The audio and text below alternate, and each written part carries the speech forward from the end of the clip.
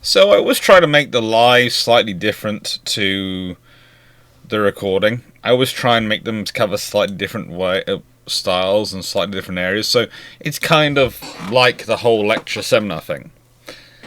Although I still, I'm going to say, this is a recording. Please wait, this is a recording. The lives are Thursday evenings. The recordings come out Saturday. Thursdays and Sundays are the lives. So if videos come out on a Thursday or a Sunday, it's a live. It's a brew ships, it's a live. I'm gonna have to start putting Naval History Live next to all the lives, because there are people still complain that they don't like it. I end up talking to chat and I go, but I'm live. That's part of the whole thing of doing live YouTube videos and live Twitch videos. You talk to chat. You do. It's fun. But that's not the only difference I tend to include them. I tend to have slightly different orientations of the video. So, with the Flotillas of the Danube video, I was talking very much about the realities of the river as it's used, and why they've maintained the flotillas, and what they've been doing in them. But also the focus of the flotillas. This video is going to be more about the focus of the river. About the value of the river, and why. And one of the first things which shocked me to an extent when I started talking about flotillas of Danube, and when I started talking about flotillas on European rivers in general, was the amount of students, especially when I was teaching in universities which had significant American student bodies, but also, I would say, some student bodies from elsewhere in the world, that they were kind of surprised that when I was talking about multiple flotillas, I was talking about multiple nations' flotillas. One of the things that Europe is very bad at explaining to the rest of the world is that still so much of it depends upon riverine transport. There are so many canals, there are so many rivers, and they are so important. And one of the things I think we've forgotten with a lot of the modern world, we see lorries every day moving goods, and therefore people tend to think lorry when they think about movement of goods. And maybe they'll think plane because they go fly, and they occasionally fly for holidays or they fly for business. But if you live near a major river like the Danube or the Thames, you find yourself with a free day. And as long as it's not a Saturday or Sunday, but even Saturdays and Sundays, this stuff will probably be moving, but there's not as much. Have a sit down for a day. Well, I'm British, so I'd probably say find a nice pub. I might not drink alcohol, but I do enjoy a nice pub where you can get a nice lunch and you can have your servings, your nice soft drinks. You can find a nice beer garden looking over the river. And just watch the traffic go past. And think about how many lorry loads that traffic equals. During the live, I made a discussion of how many you would have to replace, how many 747s it would take to replace a tanker. Even a relatively small tanker. And they're still answering, and there are people actually debating that in the comment section of that video, and it's quite fun to go back and watch the comments and go, it's something to think about. This river, the Danube, is not just a source of water. It's not just a source of, well, to be honest, let's be honest, a source of waste removal. It's also a source of life in terms of the goods moving up and down it.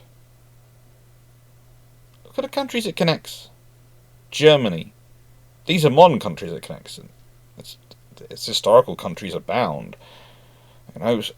It's pretty much almost on the door of Switzerland. It's Germany, it's Austria, it's Czechoslovakia, Croatia, what used to be Czechoslovakia as well in there, but now sort of Hungary and Romania and Serbia and Slovakia. There are so many countries which are connected.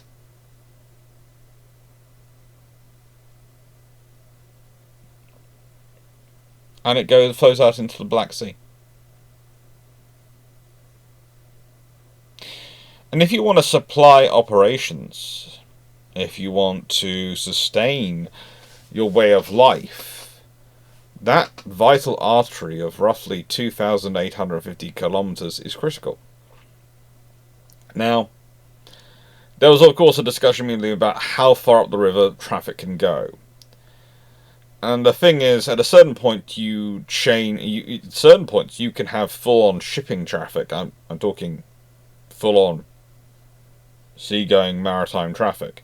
Then you have what I would call heavy river traffic, and then you have what I would call light river canal traffic. And when you look up and down the river, there are sections, basically as you go further inland, further along its length, it slowly drops down. But there's still goods moving. One of the interesting discussions I had recently about canals and rivers was the idea of, well, could we start using them again? Because they often run into the centre of cities. They already exist, they run into centre cities, and you could make modern canal boats, modern vessels to do those jobs. You could set up the system so you could be using the trade very easily, and you can more easily make it in many ways an electric powered canal boat than you can a vehicle. And you can certainly automate it to a greater extent because, let's be honest, the road traffic includes pedestrians and other things crossing the road. Ducks and fish usually get out of the way. That's the thing. Ducks and fish usually get themselves out of the way. Sorry, guard dog being a guard dog. Sorry, the neighbour had the temerity to stand at the end of their drive talking with someone. It's just rude, isn't it? It's rude. Okay. So the thing is, these rivers, these canals, these traditional arteries, which some are still very much in use. The Danube is definitely still very much in use. Thames is in use. But there are possibilities of them for the future. And this is why forgetting about them and their value and their sort of the thing that gets ignored about them is rather sad and short-sighted. And I don't mean that in as I've had that discussion before with people in the view of being rude about people who have sight trouble, difficulties, etc. I mean it's when people are so busy focusing on what's immediately in front of them, they're not looking anywhere further. Not looking ahead at all.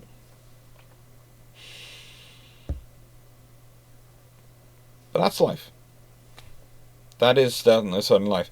Although it does interest me with some of the history because, not that long ago I did a talk about some battles in the American Civil War. And as such, I get videos sent to me when YouTube recommendations of other people who've done those battles. And they keep talking about the importance of the railroads to the Civil War. And I go, yeah.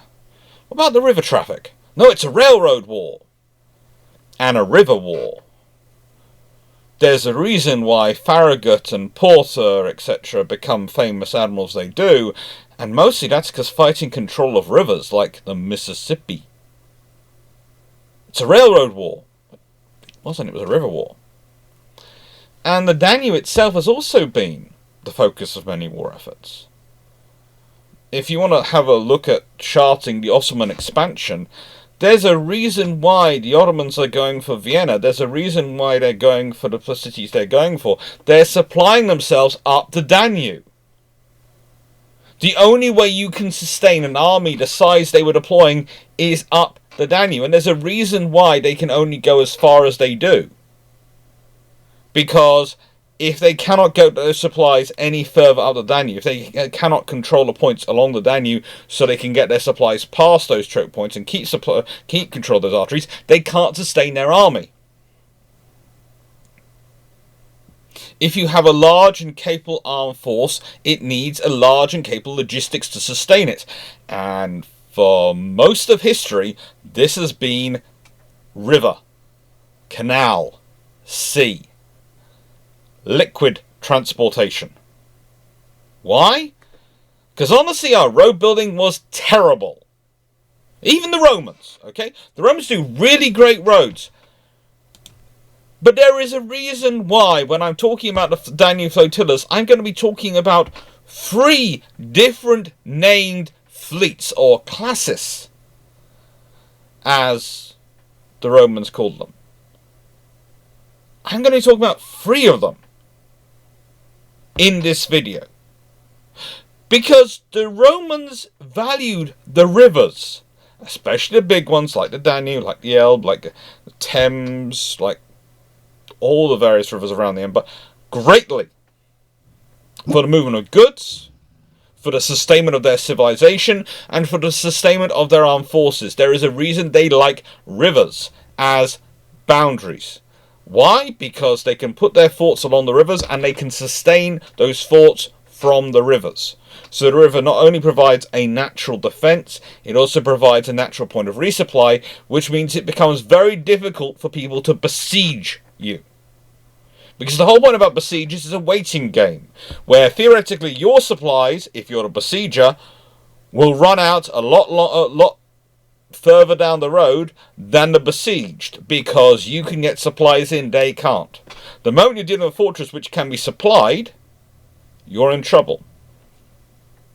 And that's also why the Ring of Stone, built around Wales by King Edward, all the castles were located in places where they could be supplied from the sea. And almost always one of the first things built for those castles are the secure port facilities. The spaces where the ships can pull alongside to give supplies. Which basically means their garrisons can hold out ad infinitum, unless you can cut them off from the sea. And that's more difficult. Always has been. And this fact, this use of maritime traffic and of marine traffic, of riverine traffic, etc., to move goods and move supplies, is why that even nations, when she looked at it and go, well, you know, Russia shares land borders with most of its partners. Surely, therefore, you know, it's immune to the effects of sea power. It's not. Because even today, if you want to move large volumes of goods in bulk, they go by ship. They go by ship.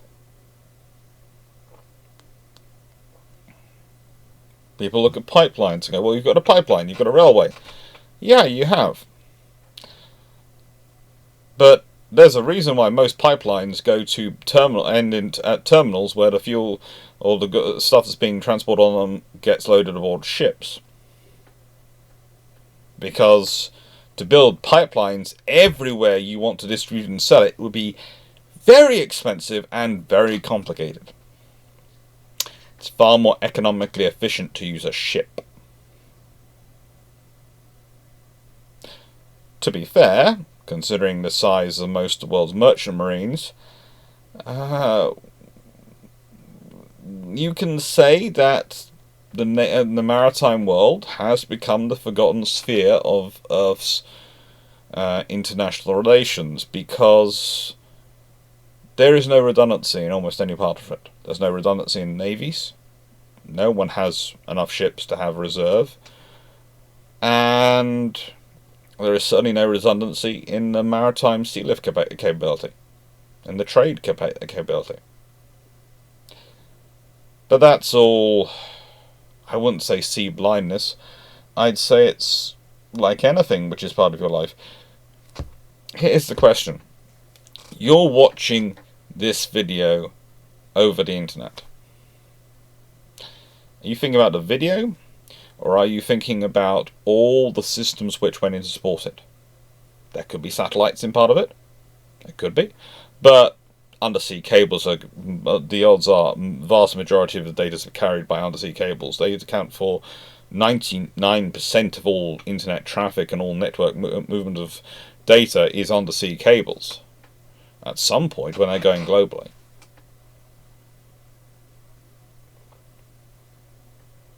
It's always a scary thing to think about.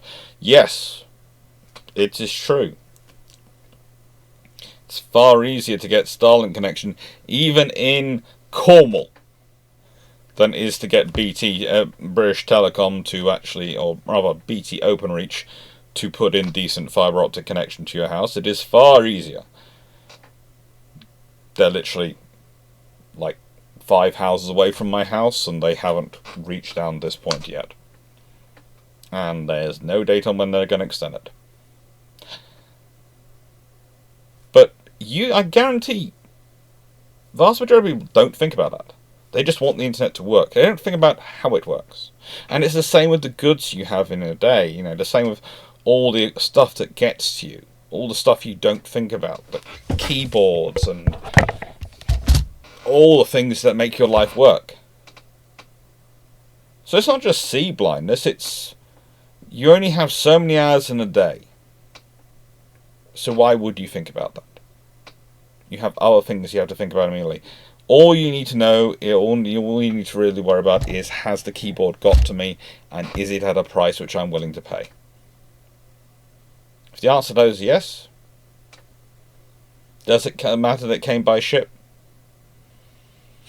Does it matter that it came from the other side of the world with components which were manufactured from all over the world and assembled there? No. What matters is it came to me. What matters is I can use it. So I don't see it as sea blindness. I don't like that phraseology particularly. I see it as just out of sight, out of mind. And there will probably be a few more site references in this one, but please note it's... Again, I've had this discussion with people who, in the chat before, it's not meant as a dig against anyone. It really isn't. It's an expression, a phrase, based on the fact that they are not seeing it. They are not able to observe what is right in front of them or what is in the middle distance. So let's consider the Romans. Why did they have the classis Pannonica, the Upper Danube, the classis Moeotica, the Lower Danube, and later the classis Hystrica? And that's one of the older fleets, honestly. When the fleets go, that's when Rome starts to fall, honestly. I keep saying honestly here. Rome starts to fall, really. I've covered that before myself, and covered that in some detail in the video in the Two Historians with Simon Elliott, which was a fun one. But the classis Pannonica, the Upper Danube, that was a critical fleet. You're talking about a river, in this case, which was a vital frontier of the Roman world. Without the Danube, they don't have the control of the vital part of the world that they need to. The Danube is what allows them to supply their forces and sustain them. In many ways, it's quicker to take a ship and load it up in Rome, take it through the Mediterranean, through the Dardanelles, into the Black Sea, and along the Danube, than it is to try and get the equivalent load of food, of wine, armour, ammunition overland. It is just quicker. It's certainly more reliable.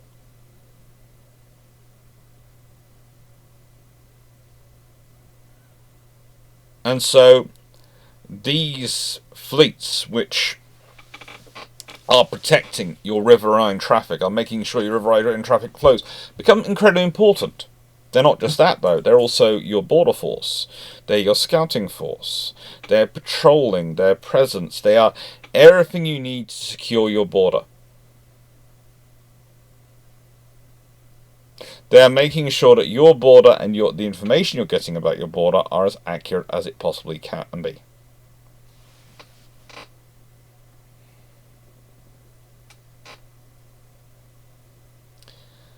One interesting thing is when they're organising into the classis Hystrica, and forming into small units which are under this one sort of fleet, this one classes. They're basically doing that because they're trying to make it more logistically sustainable and economically sustainable. They are rationalizing it. And as they rationalize it, they find themselves less and less able to keep control of it because their presence diminishes. It's broken windows policing in a way, but it's presence / deterrence. If you're visible, and you're regularly visible, then there is a likelihood that if I do something, you are going to be there, and you're going to see it, and I'm going to get caught, and then I'm going to have to deal with you.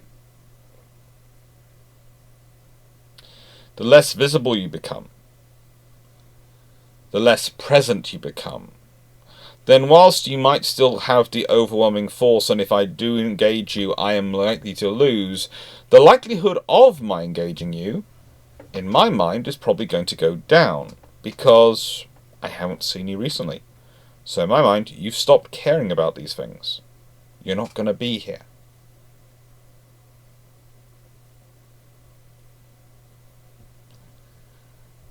History's a funny thing. There are lessons which are just pieces of history, and there are lessons which are immutable experiences of the human condition. Another fun conversation I've had recently, I have to submit, with a history one was,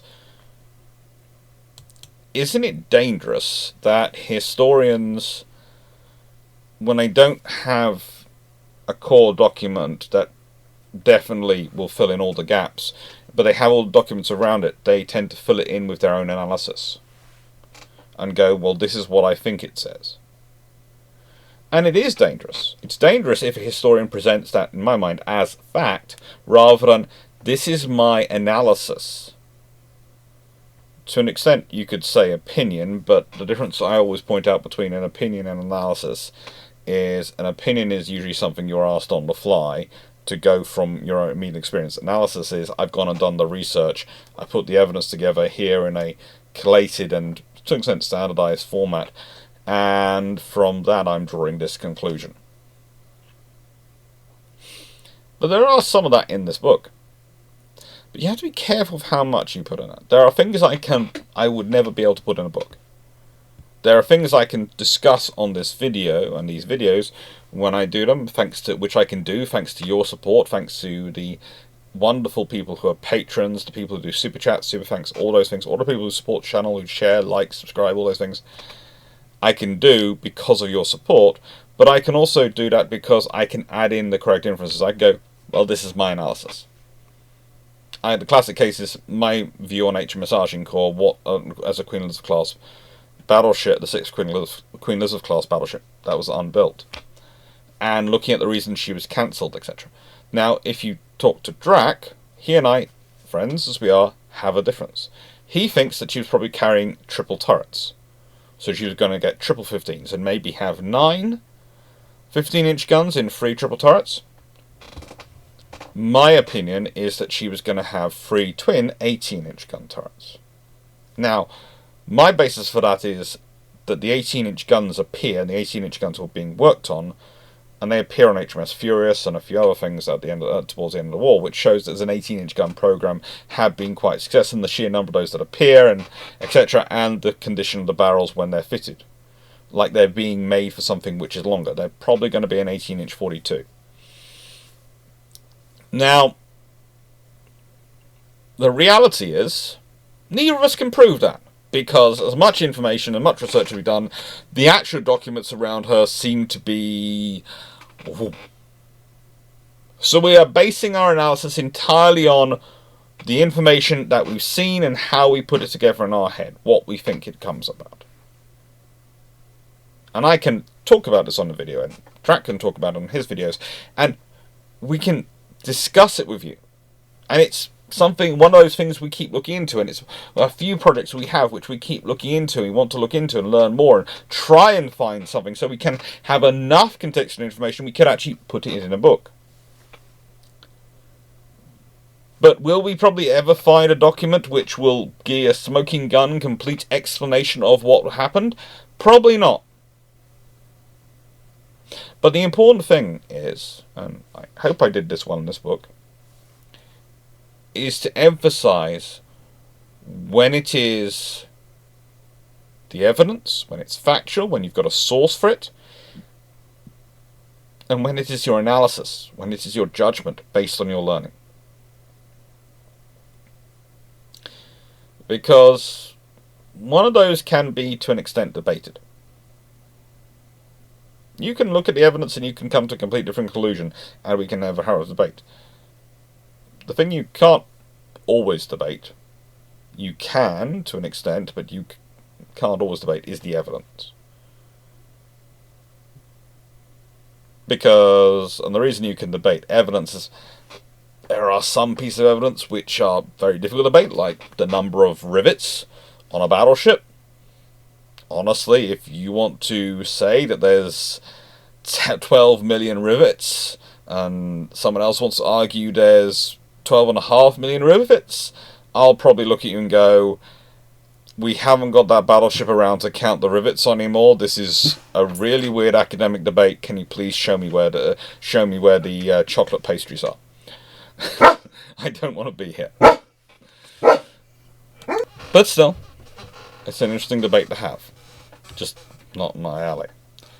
But if we're going to be debating about whether Watson writes down in an autobiography about their reasoning for doing things, well, that is often open for debate, because humans sometimes don't even understand themselves. And we're all guilty of that. So yeah, history is an endless debate, endless opportunity for learning. And I hope in my own small way, and thanks to your support, I'm able to add to that. Anyway, that's pretty much over. Pretty much over. I think this is the last week, and there's been some issues even this week. I've had so many network issues this year. We'll get it sorted. But let's begin with Austria Hungry. For Austria Hungary, this was probably the most strange thing, because having the Danube Flotilla, it doesn't connect in any way to the sea. Or rather, to where they go to the sea. So you have a navy, which is based on your coast, if you're Austria Hungary, and that goes out straight into the Mediterranean through the Adriatic. But you also have this flotilla of very powerful ships. Very, very powerful warships. And they are both critical to operations, because the river is critical to operations, but they're also, for all intents and purposes, landlocked, because there are so many other nations they have to go through before they can get to the sea. You end up with a completely separate force. It's a completely different role. Because again, operating on rivers is very different to operating on the sea. The sea, you have mobility, you can maneuver and attack from different directions. Rivers, you can go upstream, you can go downstream. But you're always on the stream.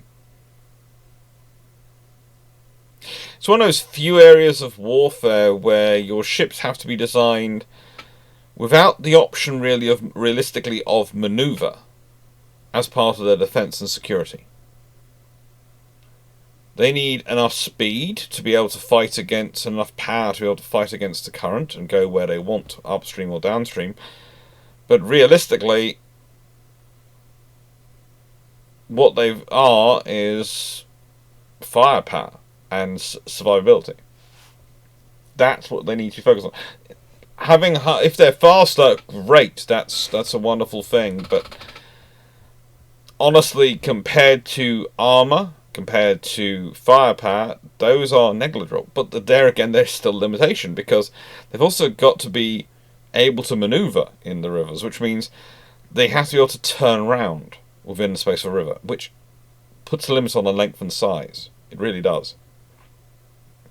especially before you get things like azimuth pods. But even azimuth pods, because of the way they're designed, aren't really used for riverine craft. We usually go for manoeuvring thrusters, manoeuvring pods, which are, if you are going down this route, in modern times, they are azimuth pods usually stick below the hull and allow you to also, in effect, they act as both rudder and power. In terms of thrusters, you're fitting on a vessel. They don't. They have to be turned off, turned on. They can't do all 360. You have them. They're mounted on the sides. It's sometimes mounted at the stern. But realistically, you don't have that technology this time. This time, these vessels are about Austria Hungary, especially being able to express itself and its interests into the Balkans, into the area which, if we go back and look at that wonderful map at the beginning, I do like that map, the area they had traditionally been contesting with the Ottomans and the Russians. That is the critical area of contest, because guess what? Why do you want to control those areas? Because you want to control the Danube. Because controlling the Danube controls the flow of goods and other things along the river, and that is a major artery of trade. It's quite scary sometimes to say, but the big thing of value in some parts of this world and this time period is the thing which flows through it, not anything in it. In some of these areas, the thing of value is literally control of what's flowing through it. That's the bit of geography which makes them valuable. Not the people, not the culture, it's the river. And yes, it does come down to Bill Clinton's most famous attributed quote. It's the economy, stupid. It's always is.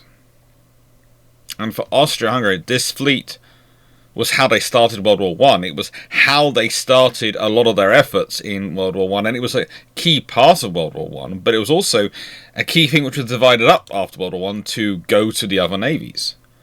Now, admittedly, Czechoslovakia, which of course doesn't exist now, but did exist after World War I, was formed based off a lot of the Austro-Hungarian equipment they inherited. They tried to build their own vessels because it was important. A country which had very limited funds, which was starting itself up, which was trying to grow, which had a lot of potential but not a lot of stuff going on with it at that time, they felt it was important enough to invest in this. They felt it was critical enough to invest in this and to name it for their own president, their first president. That's how valuable the river was to them. Because for Czechoslovakia, they were a landlocked nation. The major route in and out economically for their industrial output to the world's markets, to be able to interface to the world, to be able to sell the stuff they need to sell the world, to get the money they needed in to pay for goods they need to buy from the world, was the Danube. Their entire economy depends on the Danube. If the Danube didn't flow, if they weren't able to have access to it, then they would have died. Long before World War II, long before they were invaded, they would have gone. Without the Danube, they couldn't exist. Especially not in this period. We have Hungary, which is much the same. When they come to exist, they need a flotilla. They need a flotilla because they need the Danube. They need it to work. For them, it carried on into the Cold War area, into the modern day. This river is vital to their economic success, to their economic vitality. And so they have the vessels they need for it. These days, one of the interesting things they have, most of them are minesweepers. It's not gunboats, it's not artillery platform, which they had traditionally, that the Austrians had and to an extent the Czechoslovakians had. It's minesweepers, because these days You can move heavy artillery by other means, and let's be honest, putting the heavy artillery on a river craft is probably not the best way of managing to make it hide from the enemy. And counter battery is a major problem of life for artillery.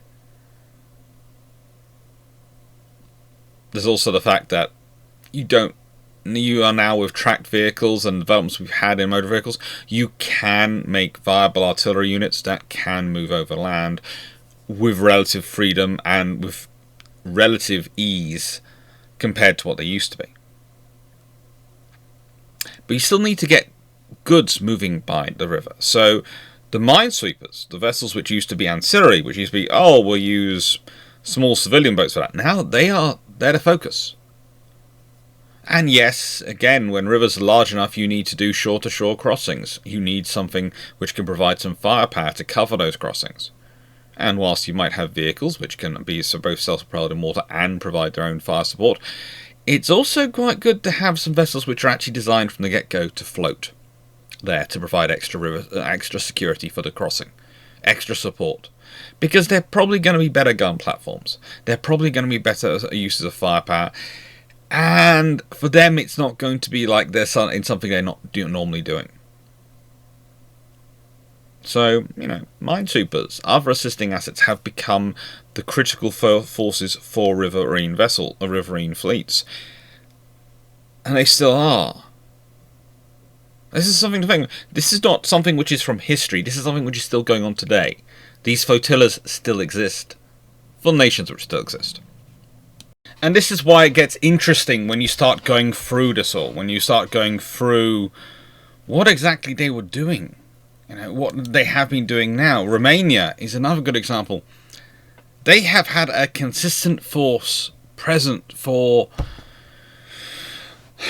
pretty much since the whole of the 20th century and into the current century. Why? Because they like it? No, because they need it. Because for the Romanians, the economy of the Danube is the economy of Romania. They have a border which stretches along that river, but they also have economic value which comes from that river. And having assets, having vessels capable of patrolling it, capable of exerting their influence over it, of being the Romanian state on that river, is of vital importance to their ability as a nation to be a nation. It's a strange thing to get into when we're talking about flotillas on rivers, but it does matter. Sometimes you as a nation has to decide how independent it wants to be. And the one sort of sacrosanct is they need to be able to trade with other nations as freely as they possibly can. And if your trade is heavily dependent on using a river, like the Danube, that means if you don't have a presence on that river, a visible, capable presence on that river, then you've basically surrendered. You might be an independent nation, but you're an independent nation in name only.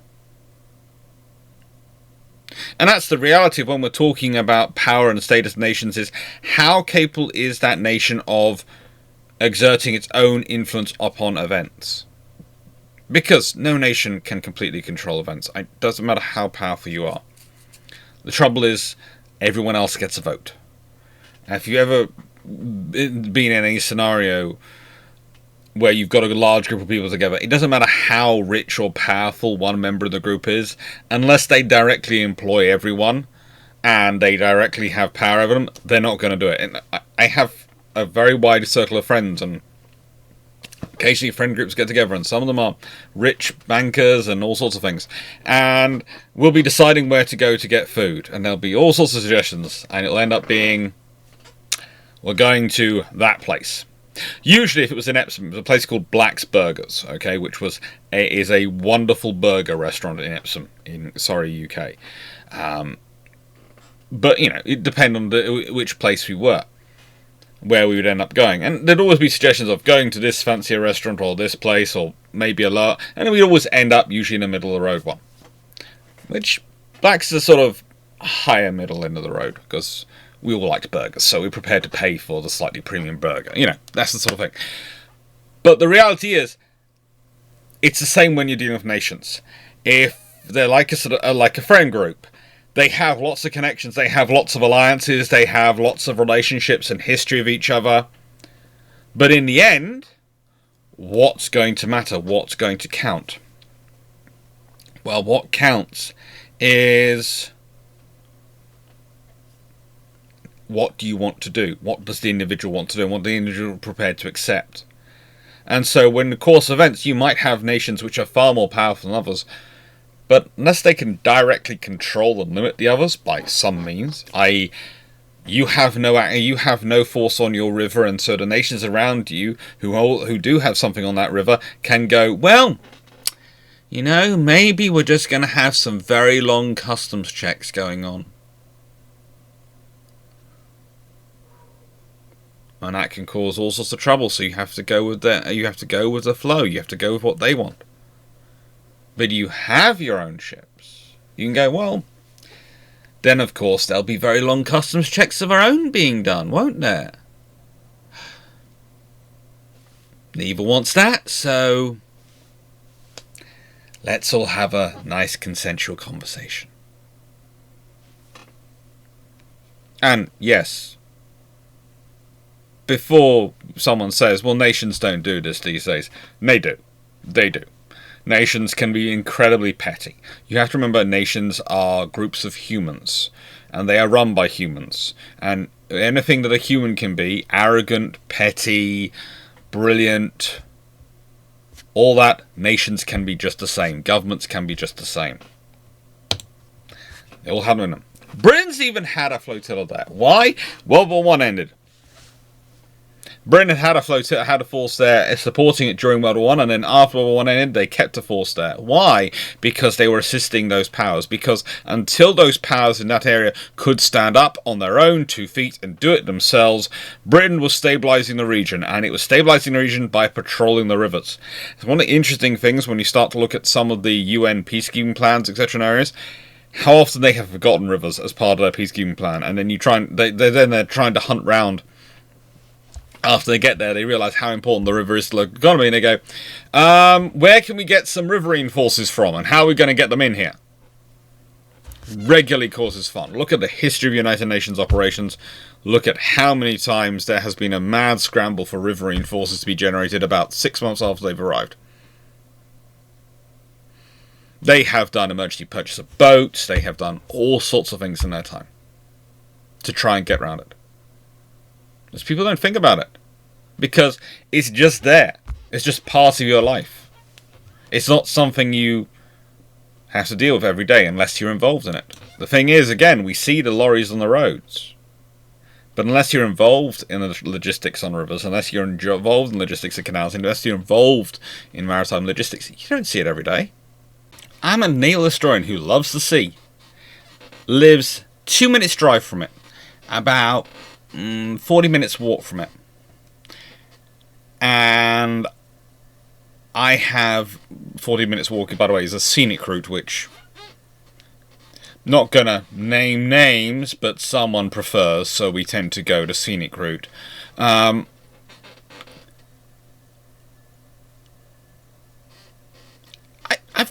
gone to it like once in the last 3 weeks. Why?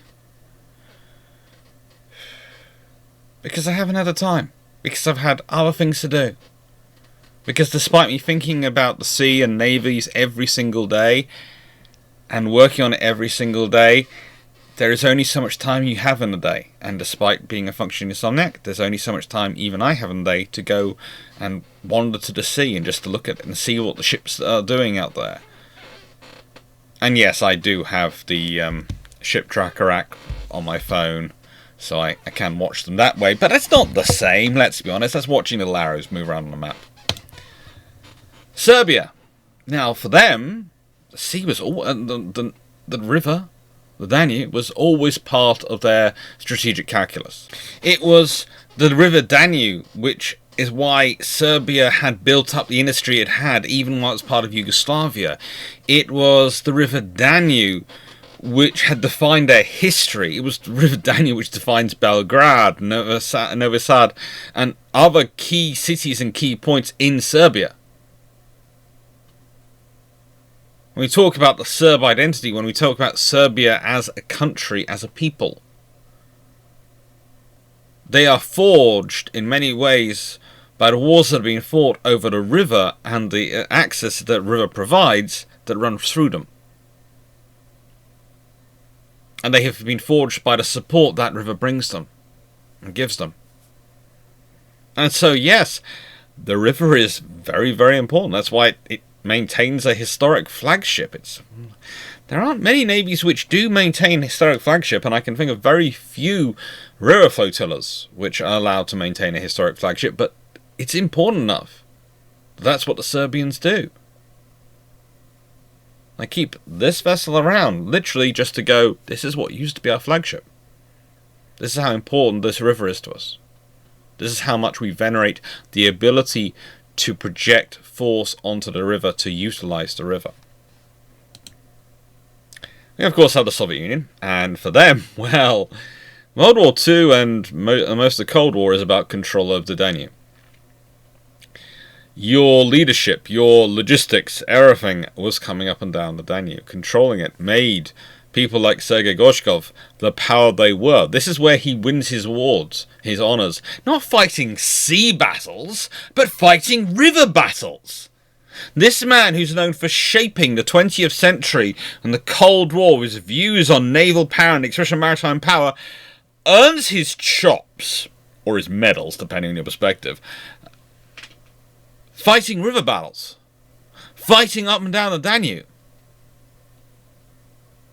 supporting the armoured thrust, supporting the fight back of the Soviet Union in the Second World War.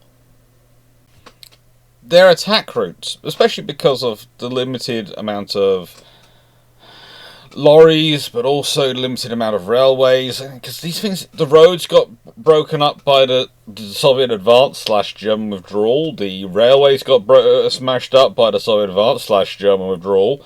Both sides were doing fun things with artillery and high explosives at various points, and there's of course the ever-present partisan action going on behind. For the Soviets, one of the key things they were using was the sea, the Danube, rather like the Ottomans had, like the Austro-Hungarians had, like the Holy Roman Empire had, like the Romans had, like countless empires before them, and countless powers before them and after them, were using the sea to transport their goods, to supply their forces, and using the river to get those supplies through from the sea. So they would come across the Black Sea, come from ports in Russia, across the Black Sea and up the river. And so that meant moving the river forward, moving the control of the river forward was critical. It was critical. One of the things which is interesting is the Soviet riverine forces, especially in the early part of World War II, but also in the later World War II, often benefited from land sort of moved artillery units to support them. They would often have batteries of artillery which would be attached to them, and that really sort of starts to symbolise the changing abilities of artillery in this period. The fact that this is the period where artillery does start to get mobile, so you can have that as well as your river forces, and you need that as well as your river forces. And to an extent, they're almost forerunners of the modern forces in that when you look at their forces, whilst they do have monitors, they do have gunboats, using the land, the self-propelled land sort of artillery units, and using the towed artillery units and minesweepers was a key part of their force structure.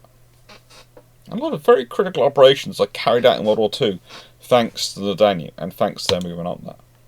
You have Yugoslavia. Well, Serbia had depended on it. Yugoslavia depended on it even more.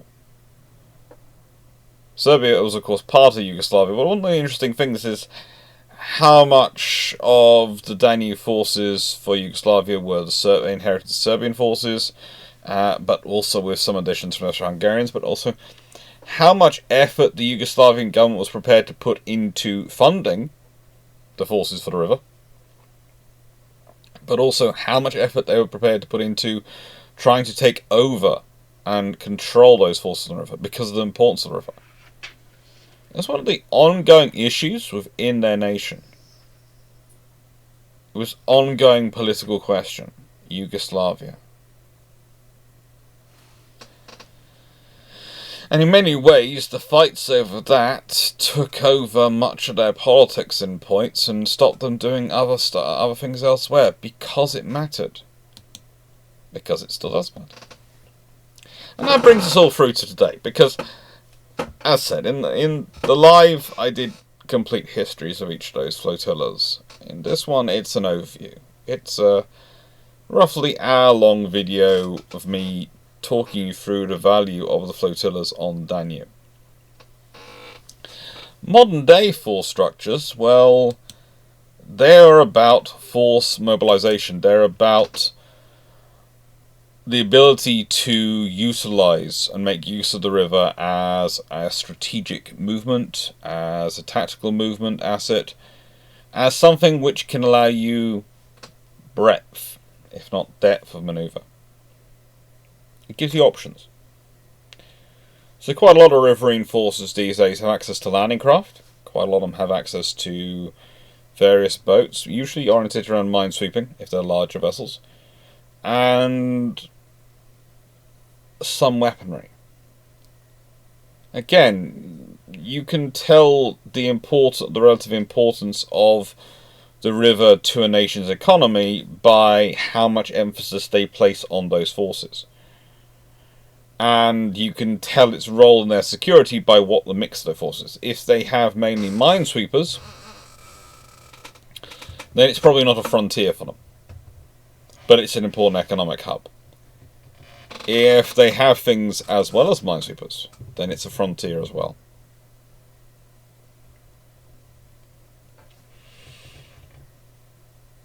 The Danube has, and other rivers in Europe has, always been a vital artery, and for its part of the world I can think of no greater, no more vital artery. There is a reason why you can literally flow along Danube and go, ooh, and there's this capital city and that capital city. Yeah, one of the fun ones is Bucharest. Now, you might be going, well, hang on, Alex. Bucharest is not on the Danube. No, it's not. But it's not a long way from the Danube. In fact, it's very, very close to several critical crossing points on the Danube. And the Danube, of course, is the border between Romania and Bulgaria there. So you could say the Danube is Bucharest's outer defence. And the distance behind the Danube they are is what provides them with their security. It does. So there's a difference there. But once you go further upriver, then the number of capital cities which are on the Danube is almost obscene. But the thing is, those cities became the hubs because they were not just crossing points of rivers, they were not just confluences of internal trade, they were able to do external trade. They were able to be economic and political hubs because they had the money flowing into them and the goods flowing into them to allow them to do that.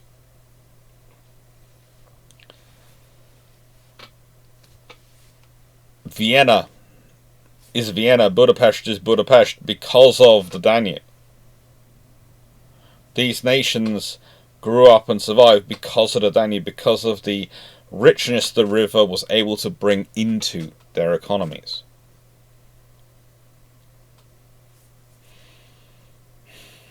So, I always finish videos with a question. I always do. And this video is going to go live late. It's going to go live late because, honestly, it got finished recording late. And I wanted to re-record it.